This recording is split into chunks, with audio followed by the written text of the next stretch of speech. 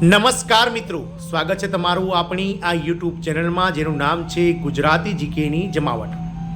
મિત્રો, કેન્દ્ર સરકારના કર્મચારી પેન્શનર્સ હોય કે પછી રાજ્ય સરકારના કરોડો પેન્શનર્સ કર્મચારીઓ હોય, તમામ મિત્રો હાલમાં કેન્દ્ર સરકારના નાણાં વિભાગ સામે 8મા પગાર પંચના ગઠનને લઈ અને મિત્રો મીટ માંડીને બેઠા છે.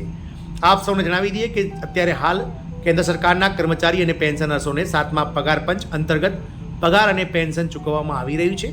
આ 7મા પગાર પંચની અવધિ 1 જાન્યુઆરી 2016થી લઈ અને 31 ડિસેમ્બર 2025ના રોજ પૂર્ણ થઈ રહી છે. એટલે કે આગામી એક વર્ષની અંદર આ 7મું પગાર પંચ છે તે પૂર્ણ થવા જઈ રહ્યું છે અને 1 જાન્યુઆરી 2026થી કેન્દ્ર સરકારના કર્મચારીઓ અને પેન્શનર્સો માટે 8મું પગાર પંચ લાગુ કરવાનો સમયગાળો હવે આવી ગયો છે. પરંતુ સરકાર દ્વારા હજુ સુધી 8મા પગાર પંચનું ગઠન કરવામાં નથી આવ્યું.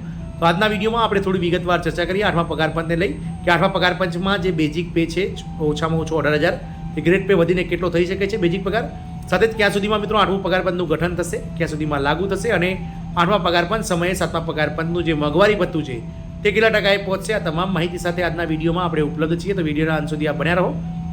જો ચેનલમાં નવા હો તો અમારી ચેનલને લાઇક, શેર, સબસ્ક્રાઇબ કરી બાજુમાં રહેલું બેલ આઇકોન દબાવી ઓલ નોટિફિકેશન ઓન કરી લો, જેથી કરીને ચેનલ પર મૂકવામાં આવતા વિવિધ ભરતીઓના નોટિફિકેશન, વિવિધ ભરતીઓના પરિણામ, જીકેના વિડીયોઝ તેમજ સરકારી કર્મચારી પેન્શનર્સ યોજનાઓને લગતા પરિપત્રો તમને સરળતાથી ચેનલના માધ્યમથી ઉપલબ્ધ થઈ જાય. તો 8મા પગાર પંચના ગઠનની તારીખ 1 જાન્યુઆરી 2026 છે, આપ સૌ જાણો છો તે પ્રમાણે. પરંતુ કેન્દ્ર સરકાર દ્વારા હજુ સુધી તેનું ગઠન કરવામાં નથી આવ્યું.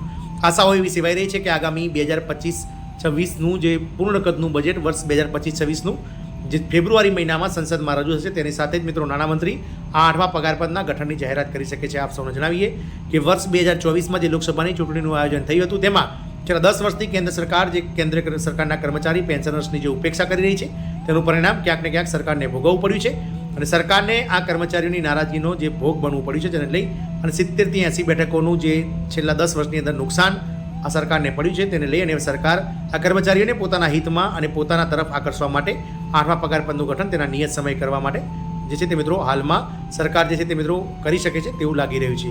આપ સૌને જણાવી દઈએ કે ગત 7મા પગાર પંચનું ગઠન 28 ફેબ્રુઆરી 2014ના રોજ કરવામાં આવ્યું હતું. તેનો રિપોર્ટ 19 નવેમ્બર 2015ના રોજ સરકારને સુપરત થયો હતો અને તેના નિયત સમયે મોદી સરકારના પહેલા ટર્મમાં 1 જાન્યુઆરી 2016થી 7મું પગાર પંચ 2.57 ગણા ફિટમેન્ટ ફેક્ટરના આધારે લાગુ થઈ ગયું હતું. મિત્રો, આ વખતે પણ કર્મચારીગણ 3.68 ગણું ફિટમેન્ટ ફેક્ટર સ્વીકારી રહ્યું છે, પરંતુ સરકાર અને જેસીએમ વચ્ચે જે રીતે વાત ચાલી રહી છે તે મિત્રો જોઈન્ટ જેસીએમ છે તે સરકાર અને કર્મચારી વચ્ચે મિત્રો એક મીડિયેટરના રૂપમાં કામ કરે છે. જેસીએમ જે છે તે સરકારને મિત્રો 2.86 ગણું ફિટમેન્ટ ફેક્ટર પર વધારવાની વાત કરી રહી છે કે હાલમાં જે કર્મચારી કે જેનો બેઝિક પગાર વર્ગ 3નો 18,000 રૂપિયા બેઝિક 1800ના ગ્રેડ પે પ્રમાણે 18,000 રૂપિયા છે, તેનો પગાર જો 2.86 ગણું ફિટમેન્ટ ફેક્ટર સ્વીકારવામાં આવશે તો વધીને 51,450 રૂપિયા થઈ જશે.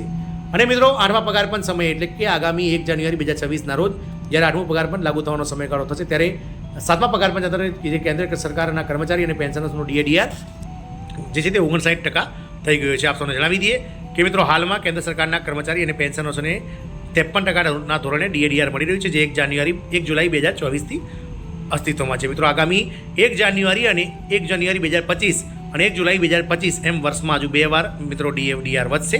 જો બંને વાર 3% વધારો મિત્રો જો ગણવામાં આવે તો વધુ 6% મોંઘવારી ભથ્થું વધશે અને 1 જાન્યુઆરી 2026ના રોજ કેન્દ્ર સરકારના કર્મચારીઓને 7મા પગાર પંચ અંતર્ગત 59% સુધીનું જે છે ડીએડીઆર મળતું હશે. મિત્રો, કેન્દ્ર સરકારના કર્મચારીઓ માટે રાહતના સમાચાર છે. તમને જણાવી દઈએ કે હાલમાં જ કેન્દ્ર સરકારે એક મોટી જાહેરાત કરી છે. એવી અપેક્ષા રાખવામાં આવી રહી છે કે કેન્દ્ર સરકારના મળતા કર્મચારીઓને ટૂંક સમયમાં તેમનું ડીએ વધારવામાં આવશે. જો 8મું પગાર પણ ટૂંક સમયમાં લાગુ થશે તો કર્મચારીઓનું મોંઘવારી ભથ્થું તે સમયે 53%થી વધીને 59% સુધી પહોંચી ગયું હશે. વાત કરીએ કેન્દ્ર સરકાર દ્વારા વર્ષમાં 2 વાર મિત્રો વધારવામાં આવે છે, જેમાં જાન્યુઆરી અને જુલાઈ એમ 2 વારમાં વધારવામાં આવે છે. લોકોને બમ્પર વાર મળશે. કેન્દ્ર સરકારે તેના કર્મચારીઓ માટે રાહતના સમાચાર જાહેર કર્યા છે. જે મુજબ 1 જાન્યુઆરીથી કેન્દ્ર સરકારના કર્મચારીઓ મોજ મસ્તી કરાવવાના છે. છેલ્લા કેટલાક દિવસોમાં કર્મચારીઓ અને પેન્શન ધારકોના ડીએમાં વધારા અંગેની માહિતી જારી કરવામાં આવી છે. પ્રાપ્ત માહિતી અનુસાર કેન્દ્ર સરકાર 1 જાન્યુઆરીથી તેના કર્મચારીઓ અને પેન્શનર્સોના ડીએડીઆરમાં વધારો કરવા જઈ રહી છે. આ સિવાય 6ઠ્ઠા પગાર પર પેન્શન લેતા પેન્શન ધારકો માટે પણ વર્ષ 2025માં ઘણા મહત્વપૂર્ણ ફેરફારો કરવામાં આવી શકે છે. મિત્રો, આમ કેન્દ્ર સરકારના કર્મચારી હાલમાં 3.68 ગણું ફિટમેન્ટ ફેક્ટર સ્વીકારી રહ્યા છે. એટલે કે હાલમાં જે પગાર 18,000 રૂપિયા છે તેમાં મિત્રો વધારો તેઓ 3.5 ગણો ઈચ્છી રહ્યા છે. એટલે કે જે મિનિમમ બેઝિક પગાર છે તેને 70,000 રૂપિયા સુધી કરવાની વાત કરી રહ્યા છે. પરંતુ જેસીએમ કે કે જેઓ સરકાર અને આ કર્મચારી વચ્ચે મીડિયેટરની ભૂમિકા ભજવે છે. તેના જે રાષ્ટ્રીય અધ્યક્ષ છે મિત્રો JCMના જે સચિવ શિવગોપાલ મિશ્રા, તેમણે હમણાં જ મીડિયા રિપોર્ટ્સમાં મિત્રો જણાવ્યું હતું મીડિયા સમક્ષ કે સરકાર સામે તેમણે 2.86 ગણું ફિટમેન ફેક્ટરની વાત કરી છે. અને હવે ડિસેમ્બર મહિનામાં મિત્રો અંતમાં એટલે કે 25 ડિસેમ્બરની આસપાસ JCM અને આ કેન્દ્ર સરકારના કેબિનેટની બેઠક મળવા જઈ રહી છે, જેમાં ક્યાંક ને ક્યાંક મિત્રો 8મા પગાર પંચના ગઠનની જાહેરાત થઈ શકે છે. જો આ ડિસેમ્બરની મિટિંગમાં નહીં થાય તો ફેબ્રુઆરી 2025માં જે વર્ષ 2025-26નું પૂર્ણકદનું બજેટ રજૂ કરશે નાણામંત્રી નિર્મલા સીતારમણ. તો નાણામંત્રી દ્વારા જે છે તે મિત્રો પૂર્ણકદના બજેટની સાથે જ 8મા પગાર પંચનું ગઠન કરવું શક્ય છે મિત્રો. તો આશાઓ એવી સિવાય રહી છે કે મિત્રો વર્ષ 2025ના બજેટમાં આ પૂર્ણ જે 8મા પગાર પંચનું ગઠન થાય અને તેનો નિયત સમય એટલે કે 1 જાન્યુઆરી 2026થી 8મું પગાર પંચ લાગુ થાય અને કેન્દ્ર સરકારના કર્મચારીઓનો પગારમાં અદદ વધારો થાય તેવી આશા છે. જય હિન્દ, અસ્તુ.